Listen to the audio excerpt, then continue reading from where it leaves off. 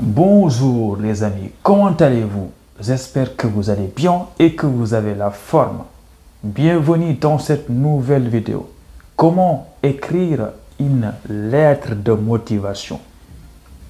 Très simple avec moi. Voilà. Je pense que vous avez regardé dans la dernière vidéo, on avait précisé beaucoup de choses. Donc aujourd'hui, l'objectif c'est quoi? C'est qu'à la fin de cette vidéo-là, je vais te dire qu'est-ce qu'il faut mettre dans ta lettre de motivation. Que ça soit circonstance ou bien autre chose, c'est comme tu veux. Voilà. Mais quand même, je vais déjà commencer par rappeler qu'est-ce qu'on avait vu dans la dernière vidéo. Qu'est-ce qu'il ne faut pas mettre dans la lettre de motivation. Il y a des choses que vous mettez dans la lettre, vous êtes éliminé, vous êtes mort, que votre âme repose en paix. RIP. Voilà. Donc, il y avait 4 choses, si je ne me trompe pas, elles sont dans mon cahier. Il ne fallait pas faire de faute d'orthographe dans tes lettres de motivation, sinon tu es finito. Il ne fallait pas écrire votre lettre de motivation en un seul bloc. Il fallait faire des parties. Voilà. Il ne fallait pas commencer ta lettre par actuellement je suis ça, actuellement je fais ça, actuellement je suis au marché. Voilà. Donc il fallait changer. Il ne fallait pas faire comme les autres, comme le font tout le monde. Évidemment, ce n'est pas un problème quand tu commences par actuellement. Mais c'est ce que font la plupart des étudiants. Donc toi, il faut que tu sois différent. Et aussi, on avait dit qu'il ne fallait pas écrire une lettre de motivation longue en fait. Parce que plus c'est long, plus tu as les chances de faire n'importe quoi. Tu vois. Et aussi, une dernière chose, on avait dit qu'il faut éviter de mettre des mots ou bien des expressions dans vos lettres qui reviennent dans toutes les lettres. Je suis dynamique. Voilà, tout ça c'est à la poubelle. Donc ça c'était la dernière vidéo. Si tu n'as pas regardé, tu peux aller regarder. Mais aujourd'hui, on va vous donner 3 choses qu'il faut mettre dans votre lettre. Mais avant ça, je pense que tu me connais maintenant. Évidemment, je vais te demander de t'abonner. Si tu aimes les vidéos, si tu n'aimes pas, ce n'est pas grave, il n'y a pas de souci. Voilà. Mais surtout, très important, il faut cliquer sur le bouton like, aime la vidéo pour me soutenir. Parce que récemment, j'ai perdu ma chaîne YouTube et on l'a récupérée, mais maintenant, YouTube m'a oublié. Ça veut dire que si je publie une vidéo, il ne la montre pas à beaucoup de personnes. Donc ça, il n'y a que vous, en commentant, aimez, on peut recommencer les choses comme avant. Voilà. Maintenant, les amis, qu'est-ce qu'il faut mettre dans vos lettres de motivation? C'est très simple en fait. Déjà, laissez-moi vous parler d'une chose. En fait, ça va être un exemple pourri, mais pour moi, c'est intéressant. J'ai trop envie de créer parfois des exemples qu'on voit dans la vraie vie. En fait, la lettre de motivation, c'est comme la drague en fait. Quand tu essaies de draguer une meuf. Oui, c'est bizarre, je sais, je suis con parfois, mais voilà, c'est un exemple que moi-même je viens de créer. Quand tu veux draguer une meuf dans la rue que tu ne connais pas, tu sais, il y a des gens qui pensent que parce que tu es bien habillé, tu as beaucoup de chance de sortir avec la meuf. Mais ce que les gens ne savent pas, c'est que ton habillement, c'est comme un emballage en fait. Et dès que la meuf enlève l'emballage, elle voit ce qui est à l'intérieur de l'emballage. Elle n'a plus envie quoi, de sortir avec toi.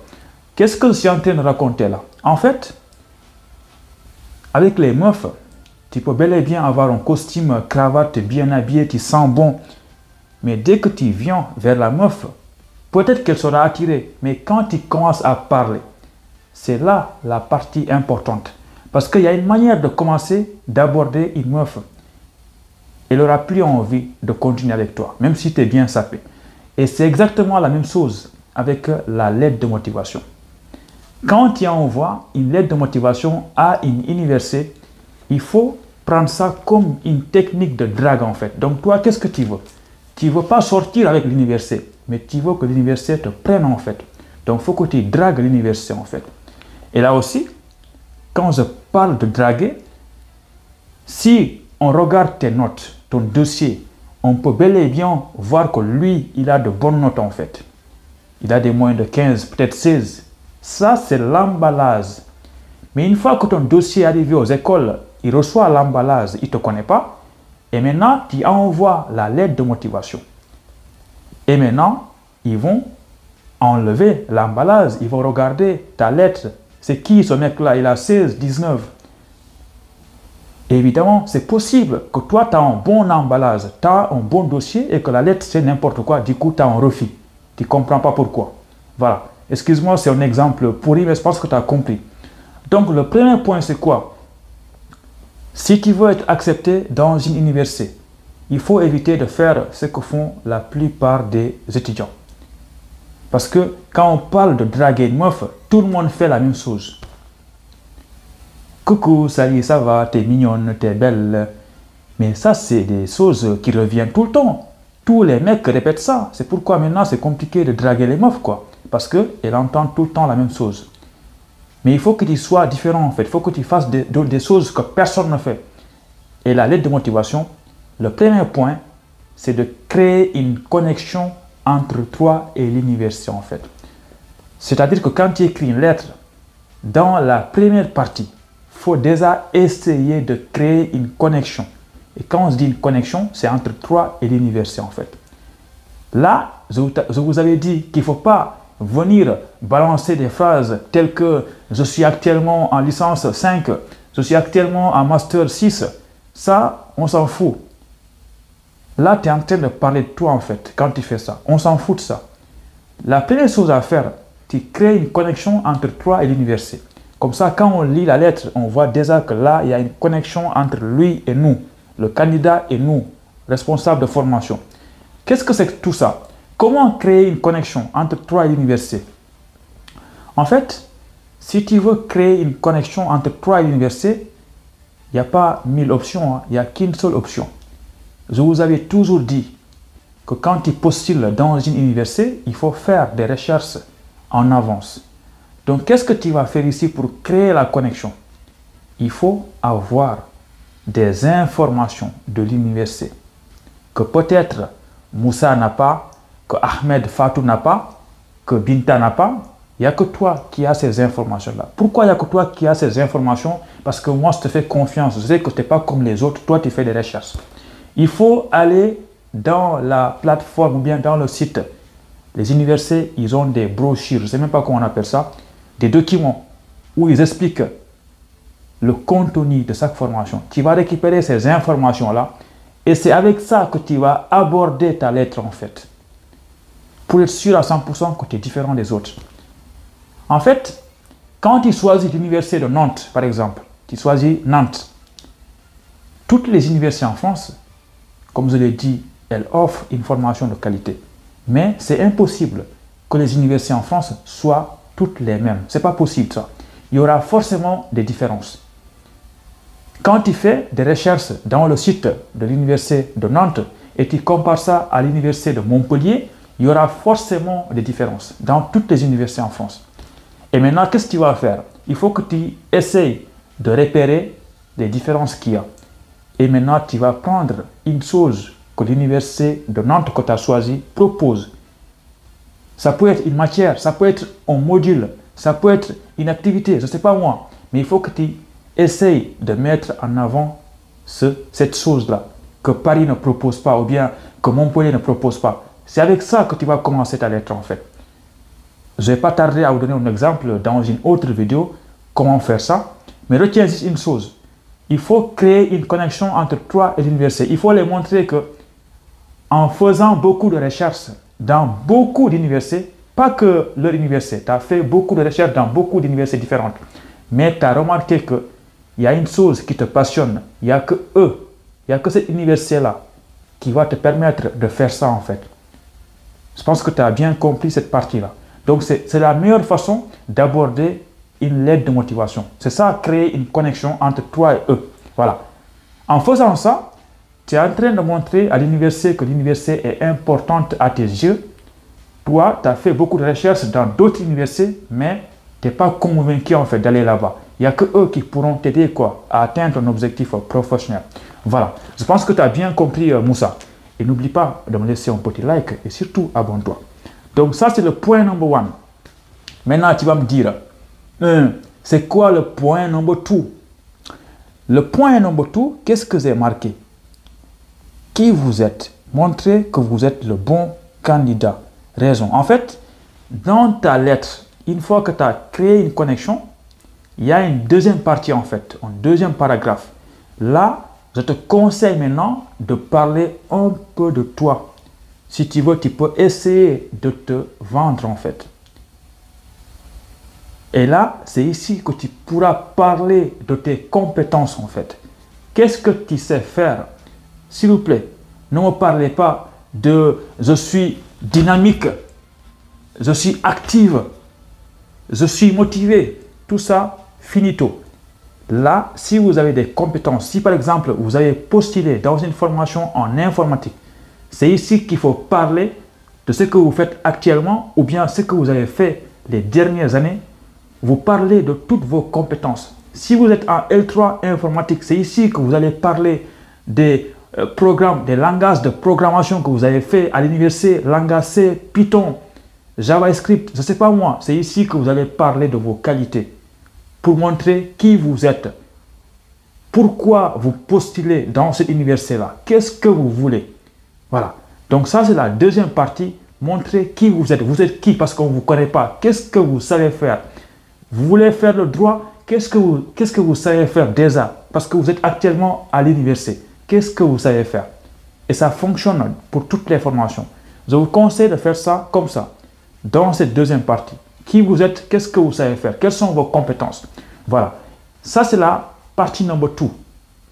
Et la partie number 3, I have a good accent in English. Absolutely one. Yeah. OK. Number 3, qu'est-ce que j'ai écrit? L'université cherche quel type d'étudiant? En fait, une fois que tu as fait les deux premières parties, il y a une troisième partie qui va arriver. En fait, c'est ici aussi où tu vas parler de l'université où tu as postulé en fait. Et là aussi, il faut forcément faire des recherches à l'avance en fait. Et là, je parle plutôt des prérequis. Je pense qu'il y a une chose que tu sais forcément. Tu sais, les universités en France, toutes les universités en France, chaque université cherche des étudiants spécifiques en fait.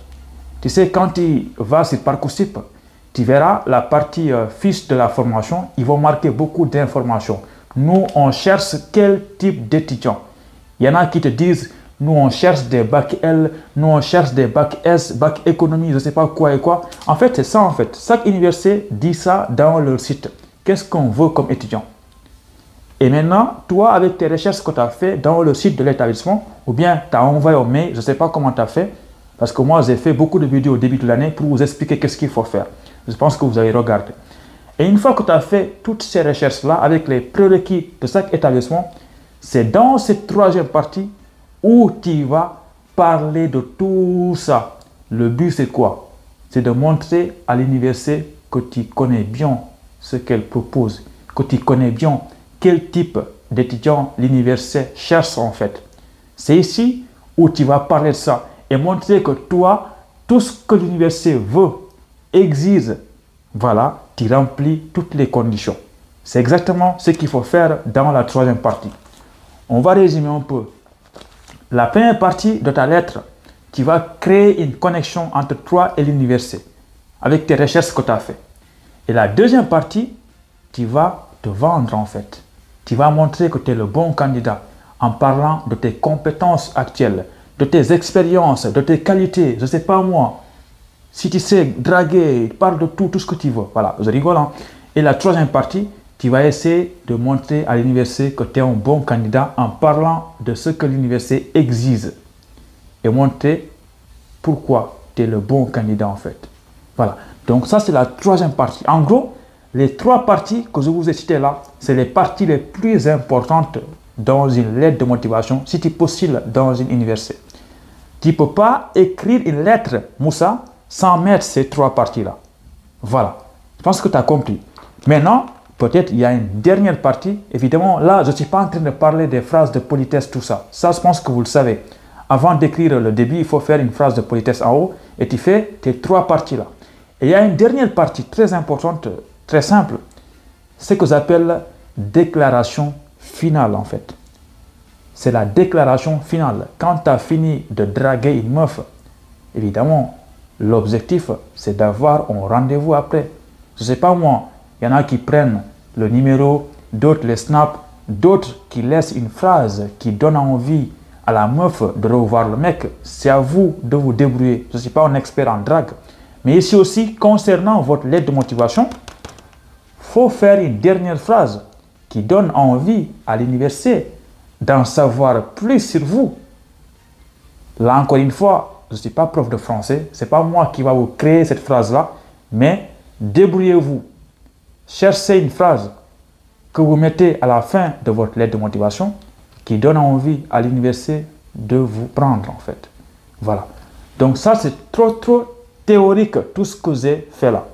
C'est pourquoi je pense que normalement, si j'ai le temps, il y a une autre vidéo qui ne va pas tarder à arriver là où on va faire la partie pratique de tout ça. Mais avant ça, laissez-moi regarder le temps, combien de minutes j'ai parlé. Mais s'il vous plaît, n'oubliez pas de me laisser un petit like et surtout, donnez votre avis en commentaire. Et dites-moi quel type de vidéo vous avez envie de voir. Est-ce que vous avez besoin d'exemplaires de lettre de motivation? Je suis capable de vous préparer des exemplaires et je la partage comme ça dans une vidéo quoi. Donc moi, je vous dis à très bientôt pour une nouvelle vidéo. Allez, ciao, à bientôt. Aujourd'hui, j'ai beaucoup parlé, hein. Voilà, mais c'est comme ça. Yop. Ah.